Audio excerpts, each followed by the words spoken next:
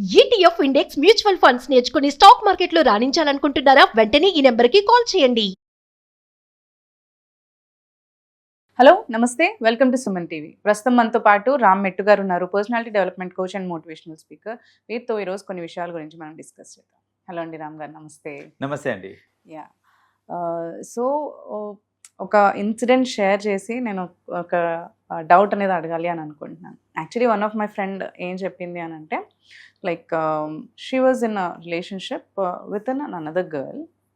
And once ఏమైంది, మళ్ళీ ఆ అమ్మాయి ఏమందంటే, I will be breaking up with you and నేను ఇంకో అబ్బాయిని ఇష్టపడ్డాను అండ్ మ్యారేజ్ చేసుకోబోతున్నాను, అది ఇది అని చెప్పేసి. దెన్ ఈ అమ్మాయి ఎమోషనల్ అయిపోయి చాలా లో అయిపోయి సూసైడ్ అటెంప్ట్ చేసి మళ్ళీ కేసు వేసి అలా ఏం చేయాలి అనే పరిస్థితిలోకి వచ్చిందనమాట.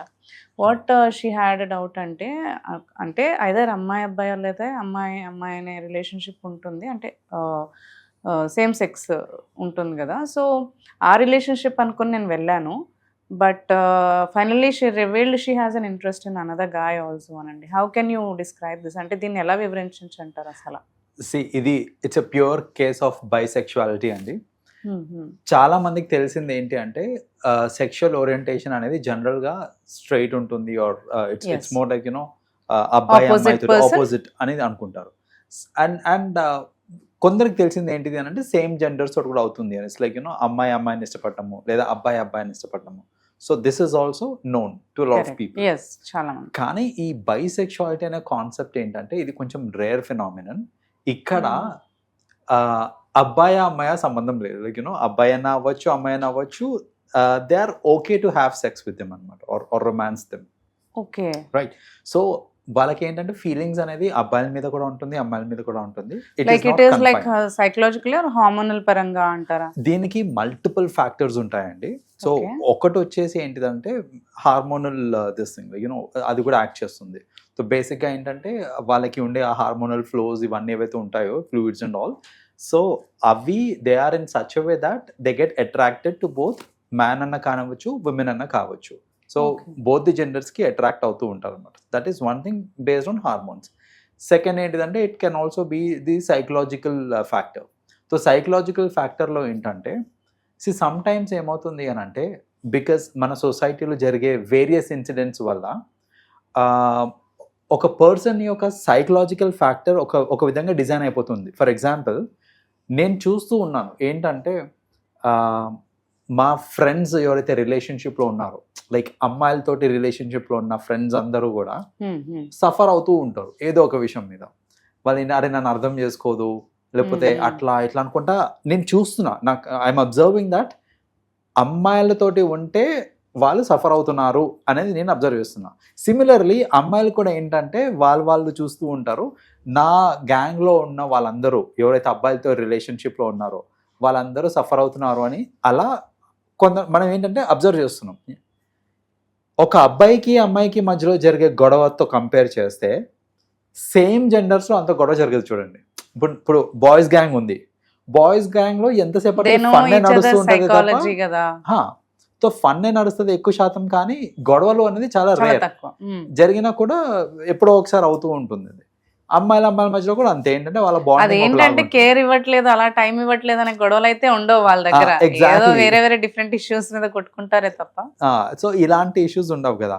సో ఇక్కడ ఏమవుతుందంటే, ఈ అబ్జర్వేషన్ అంతా కూడా దృష్టిలో పెట్టుకుంటే నా సైకాలజీ ఒక విధంగా ట్యూన్ అవుతూ ఉంటుంది అనమాట. ఏంటంటే, అరే అమ్మాయిలందరూ గయ్యాలి ఉంటారేమో, లైక్ వాళ్ళతో ఎందుకు వచ్చిన లొల్లి అని మెల్లగా నాకు ఇంట్రెస్ట్ టువర్డ్స్, అంటే మెన్ బాగానే ఉన్నారు కదా, హ్యాపీగా ఉన్నారు కదా అబ్బాయిలు ఉంటే అని స్లోలీ ఏంటంటే నా యూనో ఆలోచన మొత్తం ఏంటంటే అబ్బాయిలతో ఉంటే సరిపోతుంది కదా అనే థాట్లోకి వెళ్ళే ఛాన్సెస్ ఉంటాయి అన్నమాట.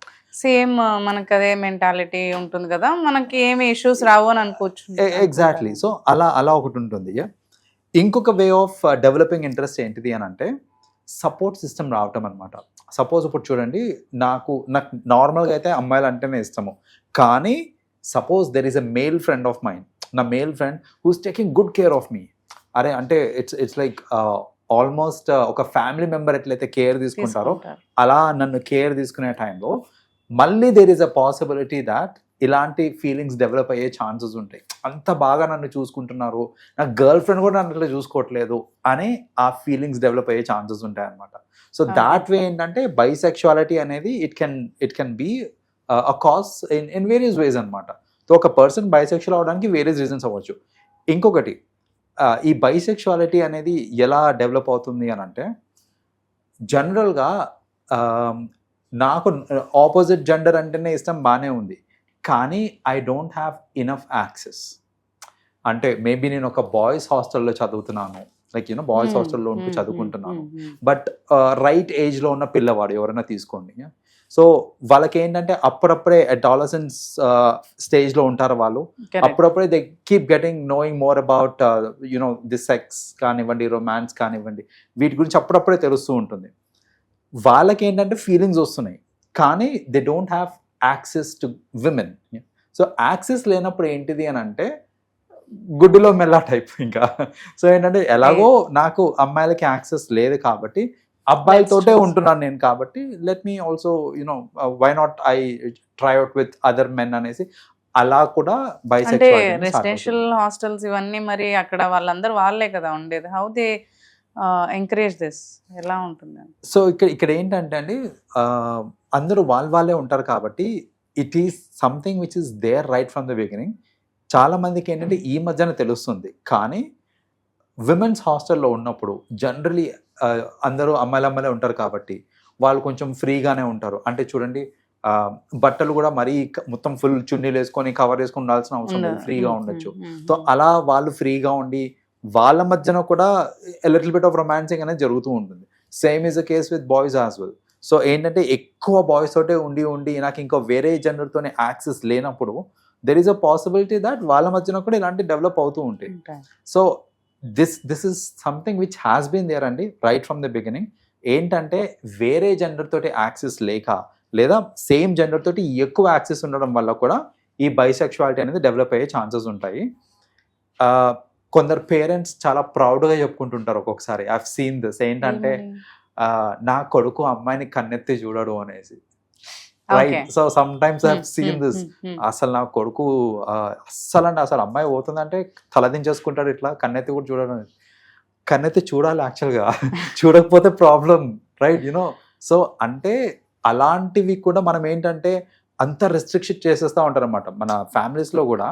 ఏంటంటే అమ్మాయిలకి ఎక్కువ ఎక్స్పోజర్ ఇవ్వకుండా, సేమ్ జెండర్ కి అబ్బాయిలకి అంటే సేమ్ జెండర్ కి అదే సర్కిల్ ఉండాలి, అదే సేఫ్ అని సేఫ్ అని అనుకుంటున్నారు. మీరు సేఫ్ అని అనుకుంటున్నారు, కానీ at the end of the day ఇలా బైసెక్షువాలిటీ అనేది డెవలప్ అయ్యే ఛాన్సెస్ ఉంటుంది అనమాట. So these are the various ways అండి in which bisexuality develops. So అసలు ఇది తప్ప రైటా అంటే we are nobody to judge that అండి. It is an individual choice, ఒక పర్సన్ యొక్క చాయిస్ అది. ఎందుకంటే ఒక పర్సన్కి ఏమి ఇష్టము అనేది ఒక ఫ్యాక్టర్ మీద డిపెండెంట్ ఉంది అని అంటే సరే, దట్ ఈస్ ఫైన్. బట్ ఎన్నో ఫ్యాక్టర్స్ ఉంటాయి, సైకలాజికల్ ఫ్యాక్టర్స్ ఉన్నాయి, హార్మోనల్ ఫ్యాక్టర్స్ ఉన్నాయి. ఈ ఫ్యాక్టర్స్ అన్నీ ఉంటాయి కాబట్టి మనం ఇందులో జడ్జ్మెంటల్ అవ్వకూడదు. లైక్ ఎవరన్నా బైసెక్షువల్ అని అంటే we should not become judgemental. However మీరు చెప్పిన ఈ ఇన్సిడెంట్ ఏదైతే తీసుకొని చెప్పారో, వేరెన్ ఆ ఇంకో అమ్మాయి మరీ ఎమోషనల్ అయిపోయింది, like when she left and went to a boy, emotional అయిపోయింది అనేసి. సో అలాంటి ఇన్సిడెంట్స్ అవ్వకుండా ఉండాలి అని అంటే కొంచెం మేబీ ప్రాక్టికల్ గా ఉండాలి, బెటర్ ఏమో యాక్చువల్లీ. ముందే చెప్పు. ఎందుకంటే అంటే ఒక అబ్బాయి అయినా అమ్మాయితో రిలేషన్షిప్ లోకి వెళ్ళినప్పుడు without knowing she is a bisexual, ఎప్పుడైనా బ్రేకప్ అయినా కానీ హీల్ గెట్ హర్ట్. అదే సేమ్ థింగ్ అమ్మాయి ఉన్నా కానీ సేమ్ థింగ్ అయిపోతుంది. ఎగ్జాక్ట్లీ. సో ఇలాంటి బైసెక్షువల్ రిలేషన్షిప్స్ డెవలప్ చేసుకునే ముందు క్లారిటీ ఇన్ థాట్స్ అనేది లేదా క్లారిటీ ఇన్ కమ్యూనికేషన్ అనేది ఉంటే అప్పుడు ఇలాంటి మీరు అన్నట్టు ఇలాంటి సంఘటనలు జరగకుండా ఉంటాయి. Because they will be clear like what is what అనేసి. సో ఆ క్లారిటీ మెయింటైన్ చేసుకుంటే ప్రాబ్లం లేదు. థ్యాంక్ యూ రామ్ గారు, thanks for sharing all the information. Welcome.